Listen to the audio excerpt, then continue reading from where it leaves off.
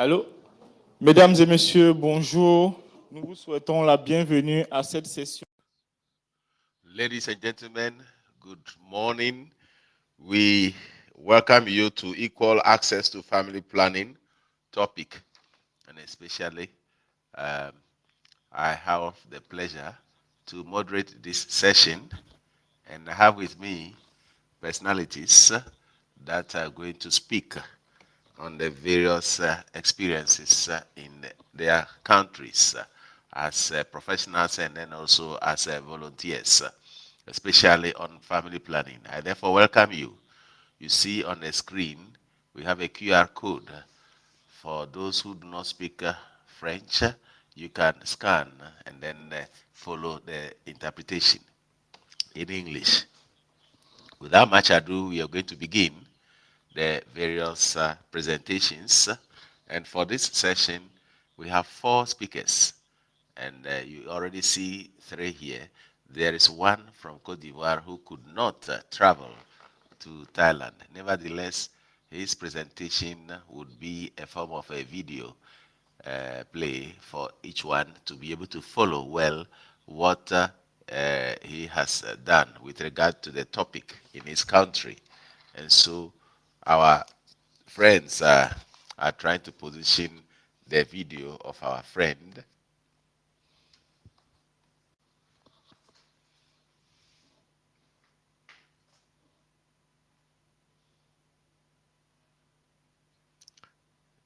Good evening and good morning. My name is Bonicha Sige. I'm going to present to you analysis of our work on longitudinal analysis of inequalities in populations within the work will be done or presented around 4 major points, namely introduction, methodology, main outcomes, and then we'll end with a conclusion. When it comes to the introduction, since the years 1990s, the country of Cote d'Ivoire has experienced the prevalence of contraceptive use, and especially following the last population census, we have used a lot of contraceptions. And then also, despite the prevalence of contraceptions, we realize that the rate has not been that high as expected. And since 2008, 2015, we had wanted to reach 30%, especially in 2015. And then there was also the National Action Plan of Family Planning that was targeting reaching the average coverage of 36% in 2020. And then also the National Development Plan in 2021 to 2025 was targeting a rate of prevalence that was higher. So we wanted to know, given the fact that we were continuing, and especially we have the trend of even hiding the use of the various forms of family planning in the various social groups, and then also through the demographic figures, we have to base our prevalence. That shows that women of the urban areas actually have all these in the surveys that undertaken. In the same way, women who have a kind of use rather move on to modern contraceptions through family advice. And it's the same way for the age groups. And we realize that women with the age group between 25 and then 34 years also have recourse to family planning.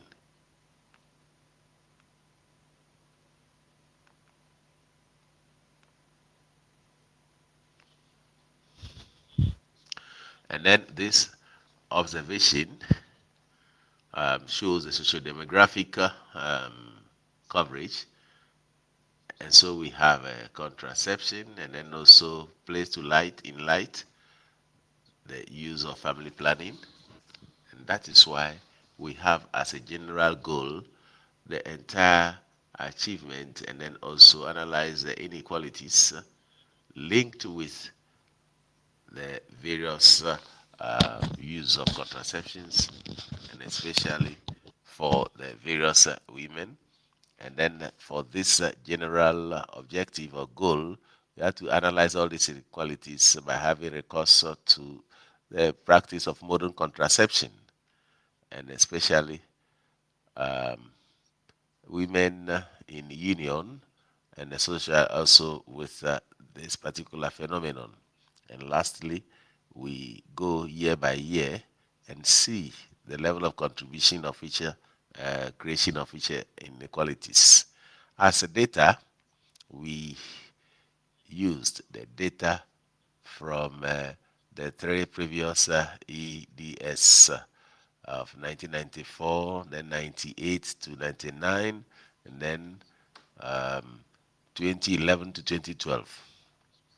And then also the target group are women between 15 and 49 years, married or in a free union.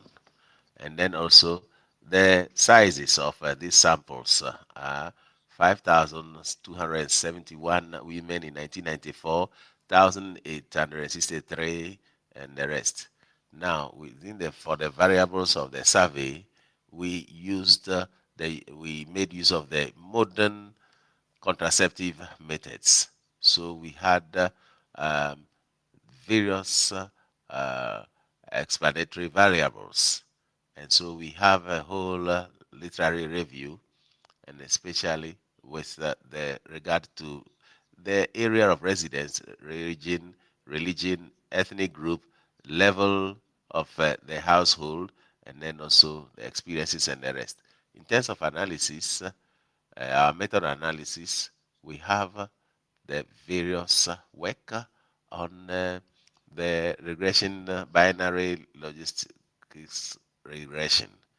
And then we also have calculations of the various index, the similarity index or D index. And equally, the third stage, we planned to look at the breakdown of the index of these dissimilarities. Now, when it comes to the outcomes, we realize that for each of the years, we brought out 5 significant factors. And among these 5 factors, with the most common for the 3 years, we have the level of education of the woman or the women, and then also economic activity. And some of these factors are common in 2 years, and so they get repeated. So we have, for instance, the region, then also the standard of living of the household, and then also of the various other aspects. Then when it comes to results of the development of inequalities of access with the use of modern contraceptive, we realize that we have these observations that are declining. We have 39.8% right up to 12.82%. At the same time, the contraceptive prevalence at this stage, as we have been seeing, we say that the inequalities has the trend of kind of contrary movement that keeps rising. Then also with the various factors that contribute to these inequalities. In 1994, we saw the standard of living where the woman had the tendency of contributing to a better access to modern contraception. Even the level of education that exposes the woman to this family planning.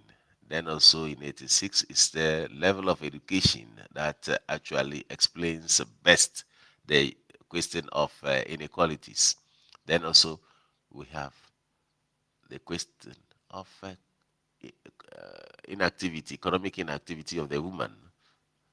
Then also in 2012, it was the level of education itself that made us to discover that there is more inequality, and then also leading to about half of this population, and especially that the woman could be in Abidjan or in the central region or in the northern region. And so there is a tendency of discriminating or discrimination between women when it comes to modern methods of contraception. As conclusion, this has shown that family planning is an important practice, and that is linked with prevention of HIV/AIDS, and then also the context of women to really procreate, and then also since its adherence to the recommendation of this contraception in 1994, Cote d'Ivoire has developed all these, but the country has not yet reached the target required. So the study that we had to undertake has shown that inequalities have the tendency of even reducing in the course of time till up to about 39 to 40% in 1994, and now up to 28.14% in 1998. And then this also deals, in addition, that the more these inequalities of having access to contraception, modern contraception, the more the entire disparity increases. And then also, these circumstances in terms of population has shown how the level of education and other things have played roles. As recommendations, we would like to make specific all that we have to do in terms of education, then also um, living standards, and ensure that family planning reaches the various levels of society. And thirdly, we would like to strengthen the policies of education, and then also the fight against poverty, especially with women, because women are those that have to really deal with this practice of modern contraception.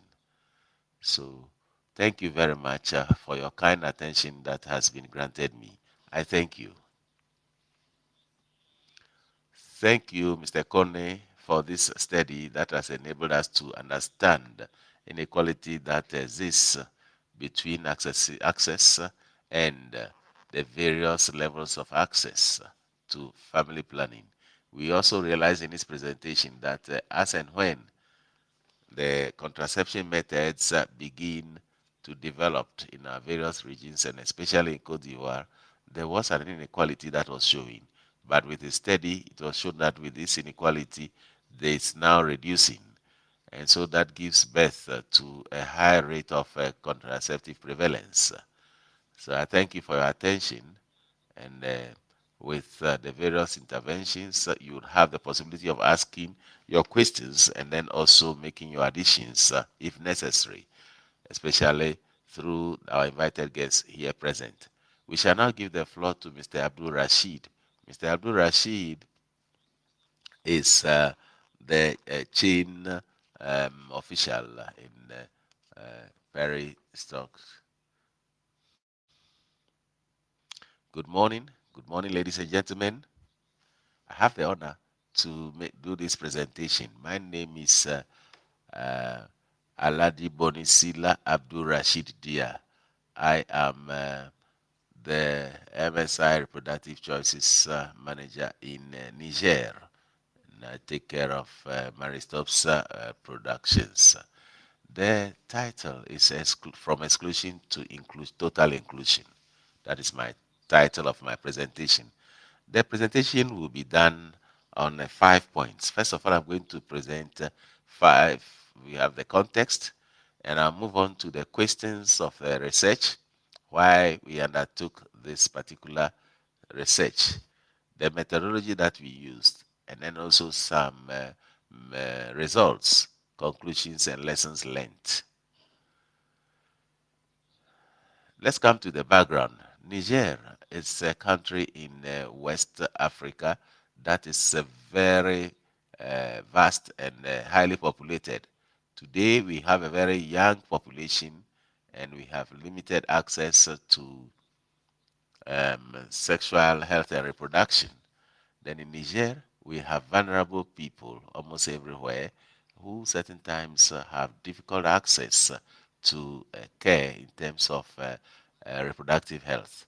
Despite the fact that the government has developed a lot of projects and programs that takes care of this particular target group, and that the Constitution of Niger guarantees equal access to basic social amenities to all people.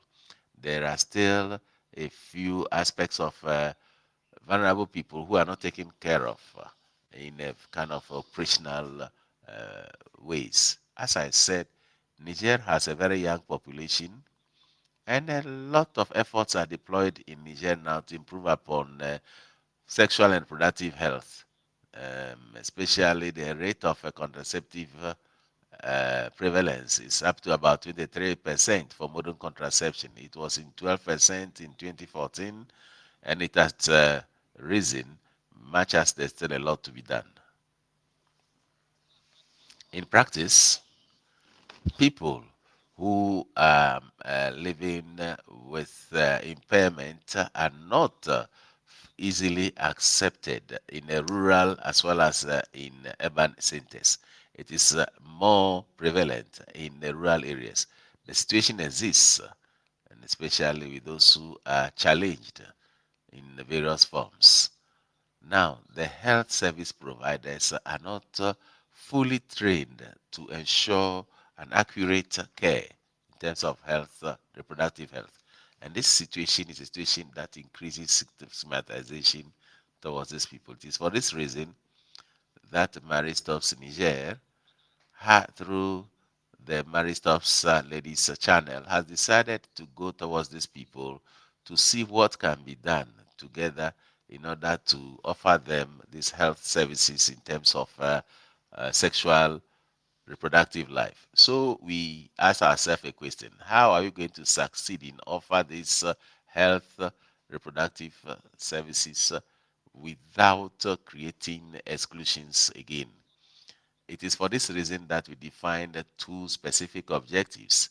For us, is to bring in the uh, sexual and reproductive health as well as family planning to the population that is the most vulnerable, and then also to create a health environment that will help them to have quality access to health.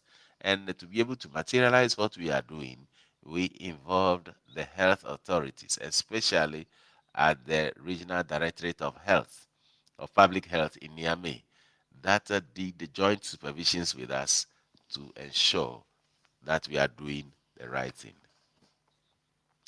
What is the methodology that we used? We used target-based approach. What is target-based approach? I take an example. People who have a kind of reduced mobility or physically challenged, and by attracting them and then putting at their disposal various easy access to the health services. We equally adapted the hours of work, knowing that these are people who have several activities, and that is difficult for them to spend the entire day in a health center to have the health service. We adapted it to their time. It is they themselves who define 9 a.m. to 12 hours. So it said you can have us and you give us the access to the health. Then also communication. We had to go through the peers. And also presidents of associations were used in order to provide information to their peers. And it was in the course of this approach of communication where a president told us that if we are excluded there, we shall be included here. And that is what explains the title of my presentation. And then we also adapted the types of services, because at the beginning it was not very attractive by family planning services. So we discussed with them, and they said what interests us is the screening, especially with cervical cancer, with the entire problems with sexually transmitted diseases and the rest. So that made us to take this kind of screening as the entry point to deal with this issue. Then we adapted the sites. The sites were adopted, and so we began with association offices, and then we have the presidents of associations that gave us their households or their compounds to be able to provide our services. Then also the recruitment sites were equally used to offer these services for family planning.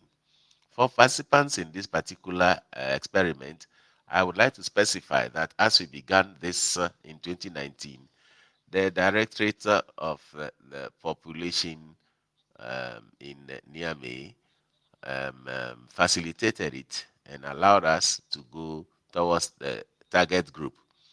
We use agents of social mobilization of Marie Stopes Niger and Marie Stopes lady, who are various midwives and who produce and provide such services.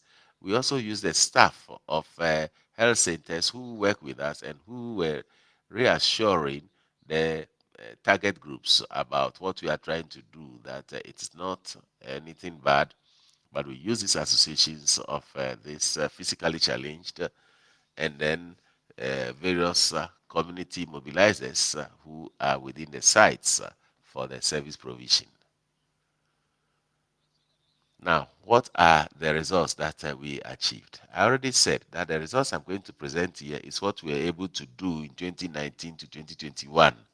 2019 to 2021, our teams actually provided the services of sexually sexual and reproductive health, and we have a total client of 211, of which 40% are people who are living with disability.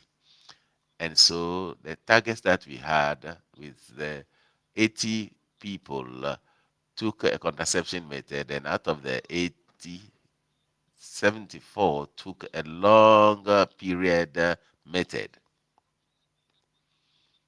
And then, as I said, the entry point being the screening, we had 59 screening out of 84. That's about 70%. 32 people received the specific screening on cervical cancer.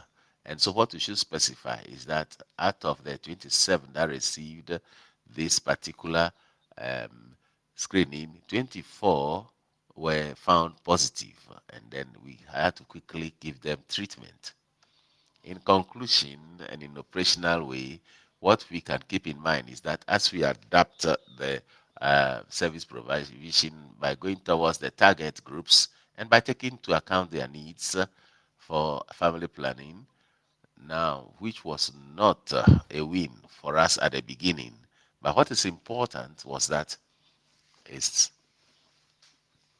this strong positivity of IST or STI actually led us to intensify our work the more. And then also, what led us to this conclusion was that we had the opportunity as a Marie Stopes to participate in the development of the National Action Plan, which is budgeted for 2020 up to 2025. And then also we worked with the subgroups, and I take advantage of this panel to thank all the players of this group with which we had the same vision, by saying that we should specify clearly in the vision and then also the goals of a national action plan for access to family planning. And that has allowed Niger to have a whole progress, and has also led us to have a national action plan budgeted for, in which the vision is increased and the rate of modern contraceptive prevalence has gone higher by ensuring that all the individuals and adolescents, including people living with disability, have had access. That helps us to trace this data right from there. What I have as challenge is that people living with disability do not have the trust in us. It's as if we are using them to look for funding, and that's very important. We should provide the trust for them, and that we do not want to use um, any kind of a disability to look for funding. It is a challenge that we had, and that is what led us to take into account their needs and then also offer them the services they need. So this particular intervention axis is very good, and we use a national organization that takes care of this target group, and which also facilitated for us the collection of information or data on the needs of this target group. And then to define this, the modalities of clear collaboration with the National Federation of People with Disabilities in Niamey, and we are working with these people in Niamey to define a collaboration framework that allows each organization to be well respected. And for this, they sent us their charter that we had to sign so that the respect becomes mutual among the two organizations. And what is important is to be able to integrate the public state stakeholders in the implementation, because if you do it outside the public stakeholders, you will not succeed. We had the supervision with the national regional directorate of public health in Niamey that facilitated the work. And finally, how do we explore this high rate of positivity of STI to be to, especially with the family planning people? And we realize that every quarter we try to work on the various people that have this need. This is the experience I had to share with you, and I thank you.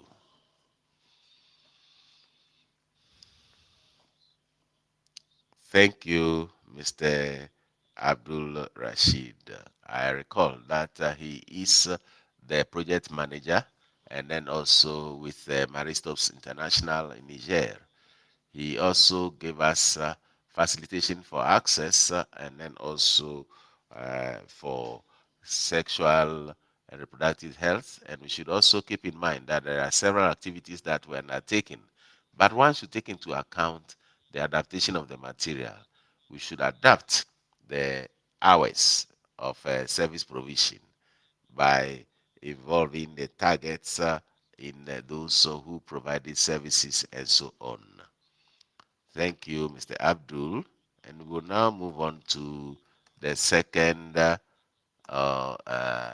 speaker. That is Aisha Kante.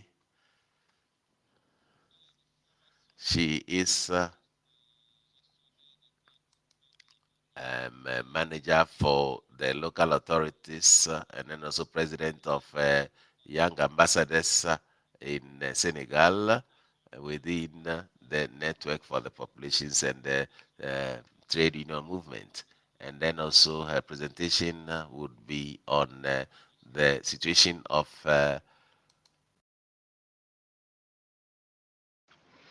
Thanks. Hello, everyone. My name is Aisha Conte, and I will present this work, sexual health rights for impaired people. I'll start by explaining the context in Senegal. So, initiatives dealing with sexual health issues are oftentimes neglected in our country, mostly with regards to impaired people.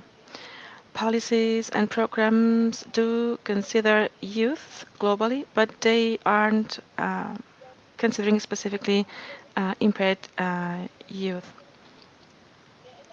And also, these young people have risky sexual behaviors, but also to exploitation.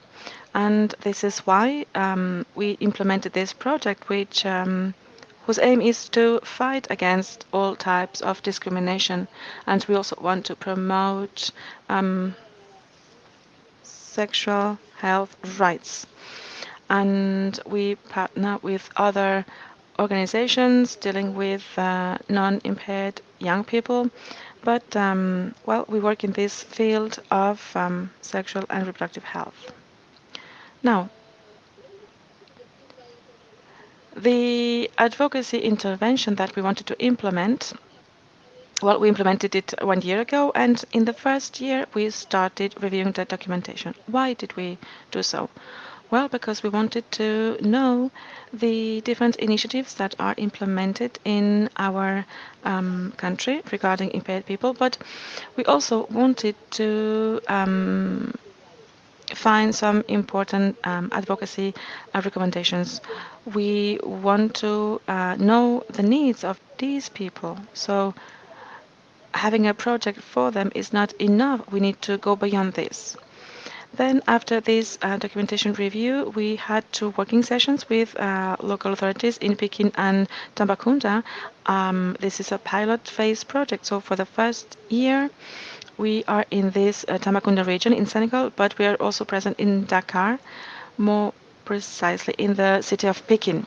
After those two working sessions, we had two training sessions for the communities on human rights and uh, budgeting sensitive to gender issues. And then we also launched a communication campaign on impaired adolescents and youth. Here in the slide, you see this woman, and she took part in our training sessions and in our network. Actually, we also work with entrepreneurs. So not we're not just training them on human rights issues, but later, when we have some cases of victims, we are there also to help them go towards the entrepreneurship sector. And for example, we have Mrs. Bell. She is now a journalist. She was trained. She followed a communication training, and now she's working with us. Now she is a journalist. She works in our TV channels, and she is hosting different TV programs on sexual health. And we work on TV channels, radio stations, but we also create many documentaries with local authorities, and we also partner with other organizations that work besides the sexual health sector. Now about our methodology. Well, our implementation strategy is based on the following points: participatory methods. We also had some consultation sessions. Then youth trainings on sexual and reproductive health. And so we also base our methodology approach on the fact of listening young people, young impaired people. And so we have a sustainable strategy implemented with Réseau PopDev. Now, regarding our results, thanks to our interventions, the mayors, Peking and Tambacounda mayors, engaged with us, and now they are ready to support our project in terms of funding, and also they will take care of their health costs, 5,900,000 CFA francs per year. And also, the mayor of Peking North has engaged and to accompany them, to support them, particularly with the creation of a national association of impaired people for development of these people. And he has pledged also some funding for them. And then another important result that we can capitalize is that, well, there is a school in front of the city council in Peking. So, partnering with another city organizations, we have worked so that this school is inclusive. So they are now taking care of impaired adolescents, and they have adapted, for example, restrooms to handicapped people, impaired people. Then another important result that we can capitalize is that in Senegal, in our plan for 2022-26, we were able to um, make sure that all activities take into account impaired people, impaired young needs, not just in terms of training, so that impaired um, young people can train other people, other young people, but also we could train some service providers so that they can better take care of these impaired people. Now I'm going to share with you the implications or the program lessons or the policies. So our experience in the framework of this Young Ambassadors program has been very important. So we could raise awareness on the services that this population needs, and also we could also improve the situation regarding other types of health services, and we also were able to um, make sure that Tamba and Peking cities have their advocacy plan so that we can capitalize our interventions, and this starting from the first year of the project. Then we know now that adapted directive yes, we need to implement programs uh, directed to these adolescent people in the framework of sexual and reproductive health, and we need to make sure that impaired people are included in all programs and policies. And also another lesson learned is that impaired people need to be involved in all these stages, the preparation stage, the assessment stage, so that services are accepted by them. So we need to make sure that services for handicapped people are adapted to them. And we knew the case of a woman that during labor, well, she was not able to sit on the labor table because it was too high. So it is very important for us to make sure that we place humans at the center of our strategy. So this is all from me. Thank you very much. This was the presentation on sexual and reproductive health rights for handicapped people. Thank you. Thank you very much, Fatu, or Aisha, sorry.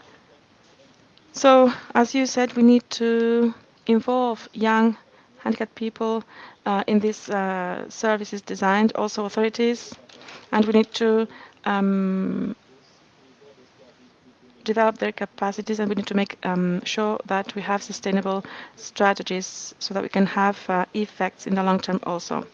Now we have our fourth speaker. It's now the time for Hakuna Zaku.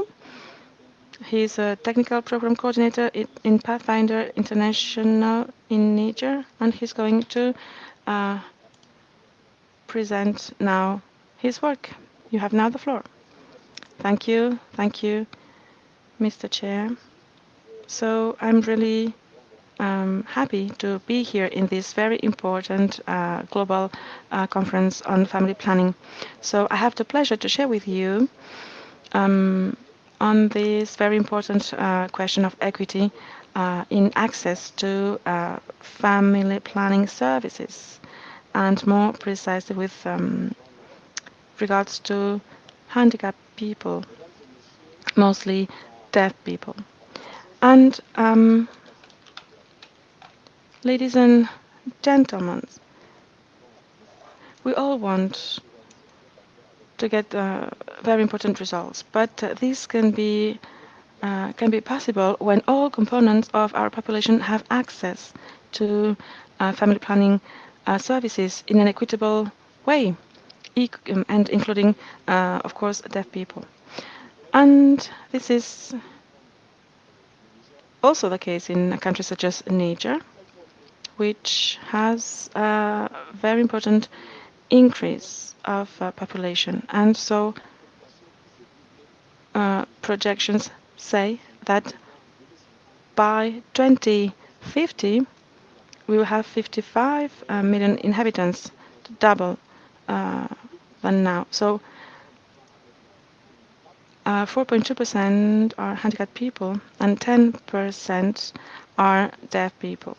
And as other social layers in our population in nature, um, deaf people practice polygamy also. And so they have a lot of children. And deaf people and hearing impaired people have a low access to reproductive services in general, and more specifically, deaf and hearing impaired women do not get those messages. And we know that this is a right to all citizens, including, of course, this category of deaf and hearing impaired women. So, as a result, these people find themselves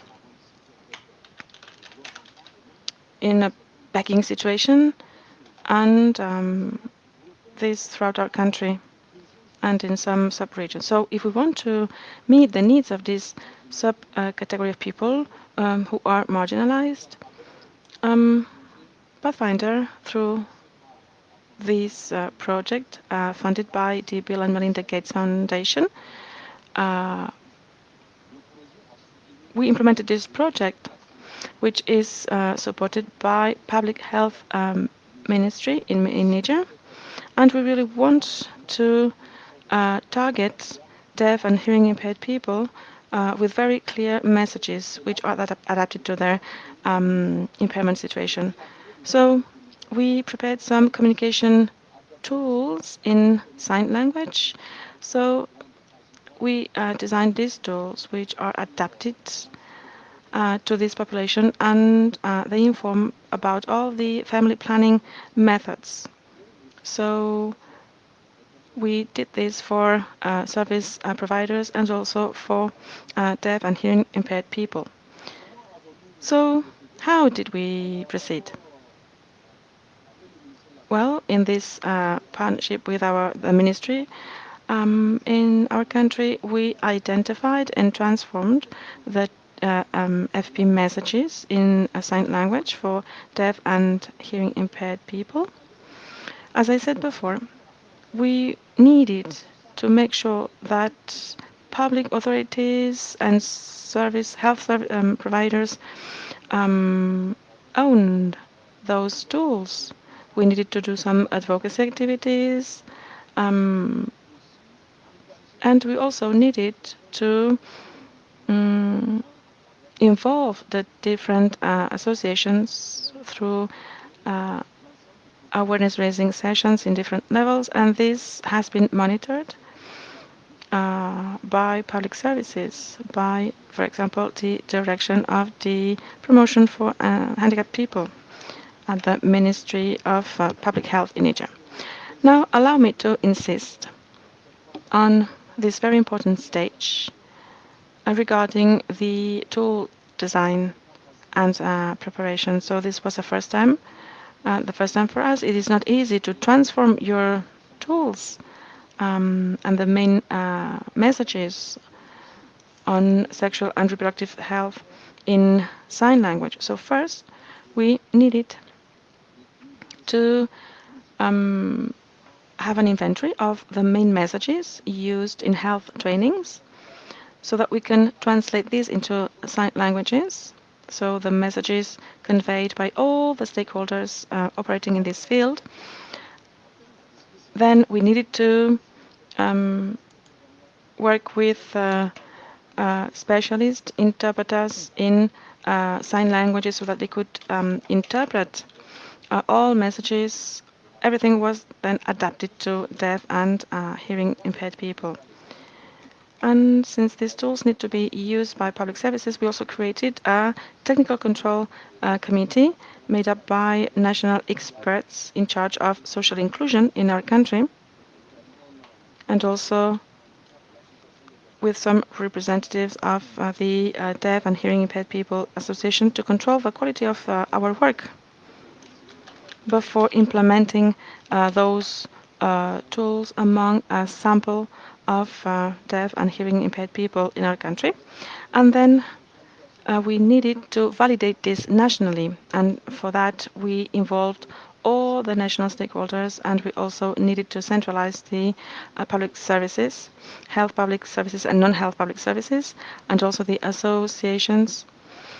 And so the first level of organization was there, and then we needed to transfer our competencies to public services, and we need to create a pool of people, of competent people, so that all these messages could be translated into sign language. So this is the result. We created these materials. Here you have some examples. First, this document explaining the different FP methods in sign language, and then many pages translating all the communication that is also done in group discussions and also in the counseling facilities in sign language. So this was also validated nationally. Now, regarding the operationalization of this project, as I said, this was the first time that we did so, though we needed to adapt everything. So, with national stakeholders went, visited the different regions. They held different workshops under the monitoring of the national authority. And in partnership with the regional associations, associations of deaf and hearing impaired people, they held these workshops so that the main principles were accepted and so that they could offer these very important services to this group of people. The health providers' trainings included an important aspect, which is the training on rights of impaired and handicapped people. So it is important that all service providers know the law of our country, and so they need to be okay to offer these services complying with our national law, of course. Now, our key results. Uh, Before, you saw in a previous presentation, you saw that it is challenging to get the public services involved. Well, I can say that with this program, we were able to get this result. So, Health Public Service has been able to develop these tools, and these tools have been accepted by the stakeholders, and now they are included in our services. So now deaf and hearing impaired people are included in these programs. We believe this is a very important progress in terms of our results. In 3 regions, well, we started the implementation in 3 regions in our country, and we already have 90 health agents who have been trained and who have started the implementation of these tools. And now they can offer these family planning services to these communities also. And now these providers, health providers, have been able to raise awareness among 600 people, deaf and hearing impaired people in Niger. Now, the lessons learned from this very nice experience. Well, it was quite surprising to see that marginalized people really embraced this program. They do not just expect that we take care of them, but they were embracing this, and this was really very important to public services. And they also um, got involved in this partnership immediately. Now, in order to really extend this program, and if you want to apply this in your country, well, we saw that in terms of the sign languages, there are some specificities in different countries. So a sign in a region may mean a different thing in another region, and there are some cultural differences. And we saw this reality because sometimes one sign can mean something completely different in another region. And so if you want to deploy this program, you need to take this into account. You need to make sure that you take into account the local specificities if you want people, local people, to really embrace those tools. Now, allow me to, because I was saying that this has been implemented by Public Health Ministry with the support of our project. Well, this is something very important, but we believe that uh, regulation tests standardization in terms of handicap rights, handicapped people rights and protection needs to be intensified in our country and probably in our sub-region. So the last recommendation um, helped us identify the next step in nature around this experience. So these tools have made available to health services providers so that for their daily work they need to use those tools. So now it is perfectly normal to expect that IT national system can really document the actual use of services of these services by this category of people, proving like this equity in terms of IT health systems. And we are aware that we need to continue working on that. This is a very important issue, and we need to continue working on that. Our IT systems, as of now, do not allow the service providers to document the use of services by this category of people. So we need to work on that.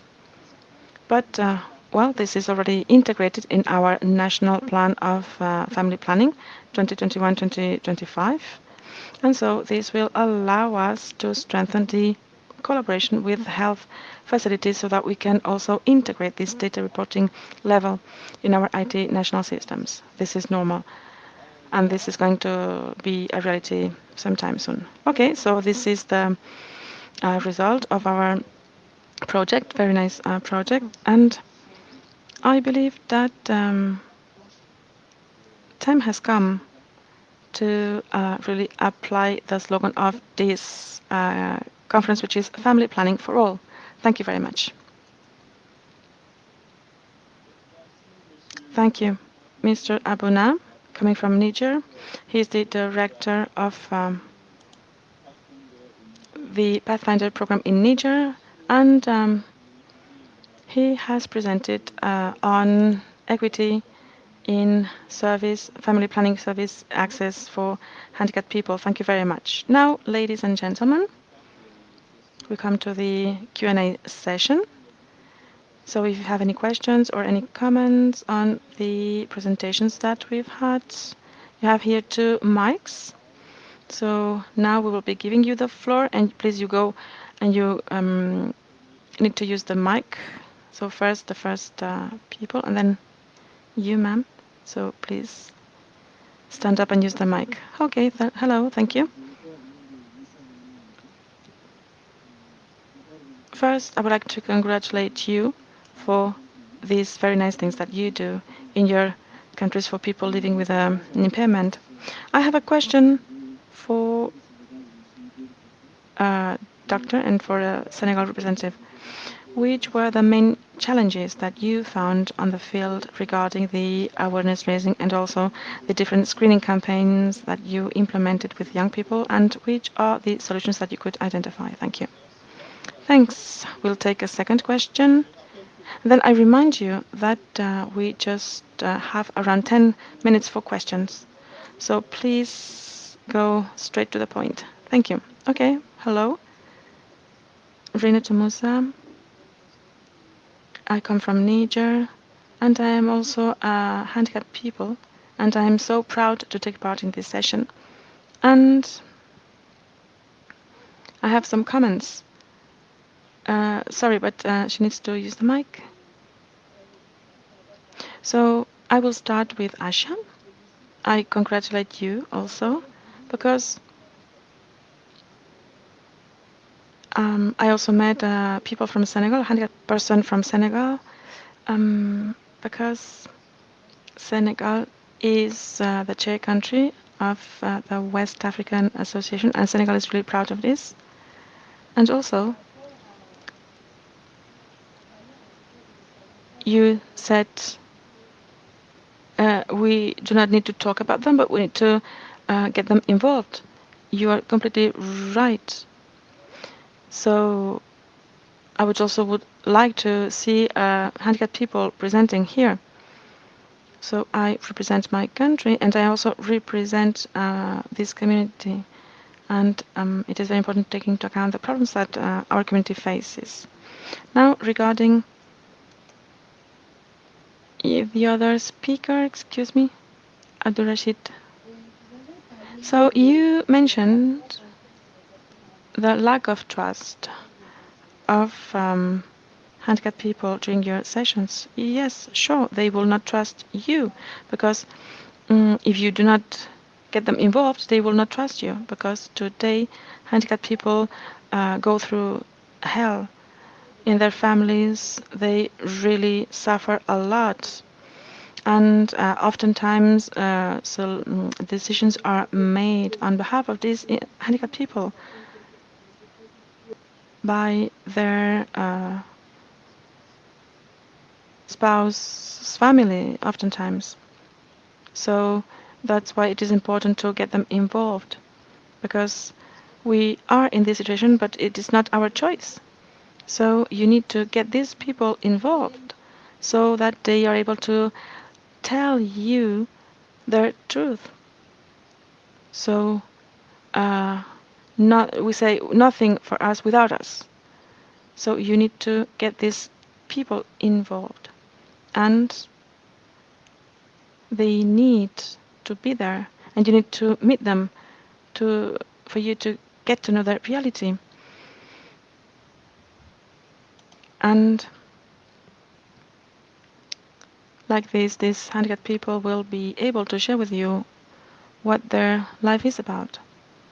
And we need to get them involved in decision making also. Now, regarding the last speaker, we have a lot of text in favor of handicapped people in Niger. We have many policies, many laws, many decrees that exist that are mainstreamed also. But what's a challenge is the translation into local languages because oftentimes those aren't translated into local languages. Most handicapped people are not educated. Most of them are poor and they do not have access to those services. But if you translate, sorry, but we are losing the sound. The speaker is not correctly using the mic.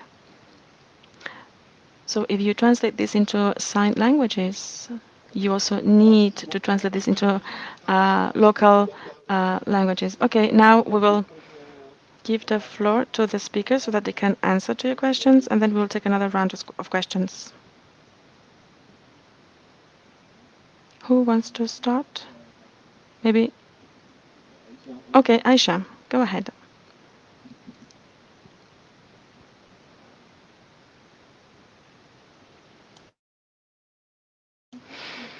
Thank you very much for your recommendations when you said that we would need to work with the West Africa Association, chaired by Senegal currently. Now, regarding challenges, I think that our first challenge was during the COVID-19 pandemic. It was very difficult to access to local authorities. We had limited access, and all our activities slowed down. Another challenge that we can mention is during trainings on budgetization sensitive to gender, we were forced to start by the gender issues, and they did not understand was this about. We were limited by this. We said that they said that we went there, that we wanted to confuse people, so to the things which were not good according to tradition. So we need to change our strategy so that we can get the involvement of the associations. So this is the question I would like them to answer. Thank you very much for the remarks. Just as I said in my presentation, right from the beginning, we began to offer family planning, and there was no one ready. It was there, just as you said, that we had to involve the stakeholders so that the stakeholders will tell us what their needs are. They began with the needs, and there are services that they could not pay for. These are services that are difficult to have. So what are the difficult services? Now, the screening of cancer of the uterus, or what they call cervical cancer, and the rest are very difficult. So we began with the screening. That is what helped us to go towards this family planning services. And so when the woman is in front of the particular um, service provider, that the particular questions are raised, and we provide the necessary information. She does the entire screening before even the marriage stopper staff does the counseling, and it takes her through the methods before she begins with the entire use of the method. So we do it in confidentiality with the particular staff. And I thank and I take advantage of that. And we could not work with those who could not agree with us. We had to work with the people who are physically challenged, and then also um, those. What we did was to adapt with them, and then also these people are strongly involved in the activities. The proof is that we have the action plan of the 2023 of people with disabilities in the Niamey section. I tried to even finance part of this plan. I was even invited in the organization to really do an awareness creation against begging. Just as marriage stops, we cannot do something for someone without the beneficiary being involved. And then we say we finance this activity because it is necessary for this activity to be done. And there, what we added was on the risk in terms of sexual and reproductive health. We should bring out this service clearly. This was the dynamics in which we find ourselves. We are working with the Federation, the National Federation of those who are with disabilities. Thank you very much, Rashid. Now, we'll take two other questions after this last speaker. I would like to thank my sister from Niger for her testimony and her commitment. Thank you very much for this.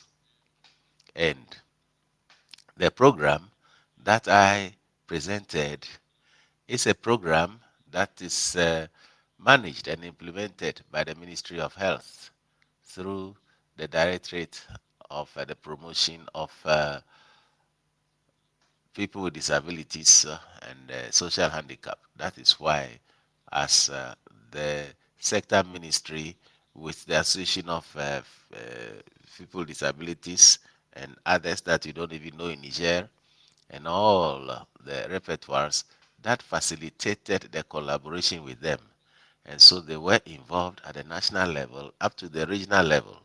Besides, it is this association of people who are hearing impaired, and especially through the introduction of the presentations of tools announcing the good news to them to say that now there is an initiative from the Ministry of Health that deals with responding to their needs in terms of family planning. And I think that the idea behind this is how to really put at ease the service provider himself or herself to respond to his duties, and then also look at the needs of these people as it's something that is ongoing. And I've noted your recommendation with regard to the popularization of the text.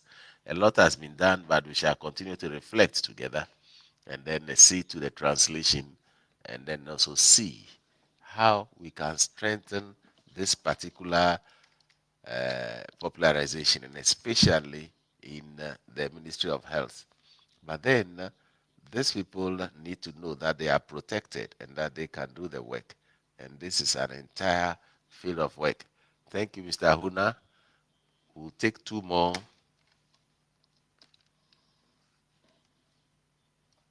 Agreed. So quickly, I recall that we still had have various discussions with the various presenters after we close. I am the Secretary General at the Ministry of Health of Social Affairs in Niger. This is just to take a commitment after the discussions and with regard to the recommendations that were provided in the various associations, and especially with people with disabilities. We know the commitment, and in the course of the signing of these commitments, we have all the people at the national territories, and equally this commitment on the procedures, of course, and then also the question of the context of the people who have disabilities, and also take care of their health.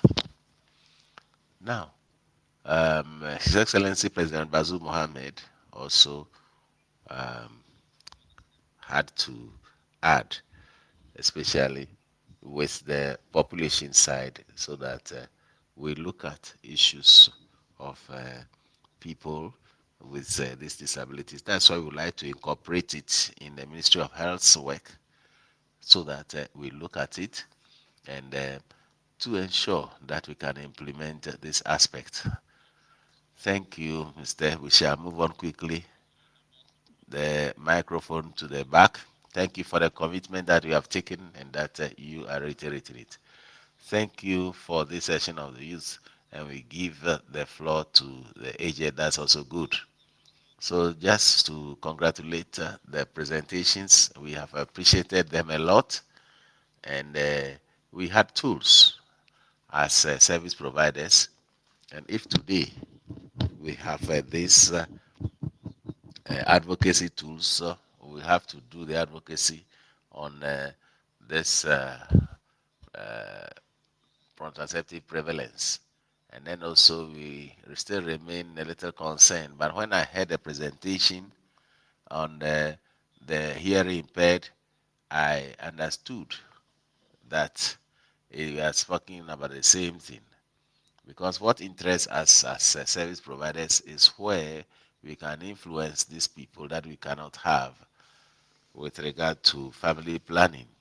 And then these people, once in family planning, you would see how this maternal mortality has to be looked at. It's very important. That is where hypertension comes in, diabetes comes in, epilepsy, and equally, these physically challenged people also have these problems. And there are others. Psychiatric illnesses. Even today in my region, we have almost five pregnancies among the mentally challenged, and this is a serious problem. So I would like this group, I would like to motivate this group to have documents of advocacy to help us with the service providers to be at ease. And this is important to have them. And I've equally seen these advocacies. Also, would like to thank you all, and I'll have other things to say. But then for me, these are the most important issues to discuss. So, especially people who really need this in the course of their lives. We quickly will take the last speaker. Yes, thank you very much. I would like to sincerely thank the panelists, and especially from the first to the last presentation, because personally that has allowed me to learn a lot, especially in terms of data analysis. My question is mainly with regard to those who have done the research work, and also to know what is the link between capitalization of data and then also results obtained with the Ministry of Health, so that this data could contribute to the advancement of probing data with regard to the results from countries. Because on the THUR surveys that were done, we had a lot of data that are generated, but how is the ministry well trained? The other question is, first of all, to the first presentation and the link between inequality and the link between the inequality of gender and then also the contraceptive prevalence. I would like to also know and also advise that we make the effort to go to provide more help to other services of health production, of uh, sexual and reproductive health. Then also for the association of people in their households, what are the guarantees put in place so that confidentiality and everything, in any case, all that one needs for the services to be safe, because it is with personal residence in that case, and then also how is the service safe. Another issue is with regard to the presentation from MSI, Marie Stopes International. So I thank you very much, Elvis. Time is no longer allowing us to ask all these questions. What I would recommend is that you quickly approach the various people concerned so that we can have their answers. There will be another session in the hall here, and I'd say thank you for your participation in the course of this session. Thank you, dear panelists, for the various presentations. Thank you. So we tell you thank you. Don't forget to do an assessment of the conference so that we will improve upon the next sessions. Thank you all.